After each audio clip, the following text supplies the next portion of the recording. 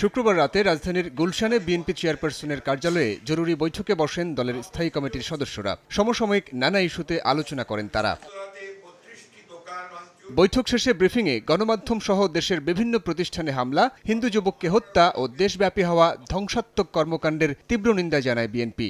একই সঙ্গে শহীদ ওসমান হাদির হত্যার বিচার দাবি করেন মির্জা ফখরুল ইসলাম আলমগীর।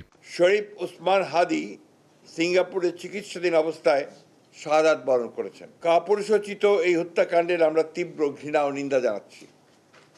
অবিলম্বে হত্যাকারীদের গ্রেফতার ও বিচারের জন্য আমরা আবারও দাবি জানাচ্ছি। এই অনাকাঙ্ক্ষিত মৃত্যুকে কেন্দ্র করে দৈনিক প্রথম আলো ও ইংরেজি দৈনিক স্টার সহ আরও কয়েকটি প্রতিষ্ঠানে অগ্নিসংযোগ করেছে।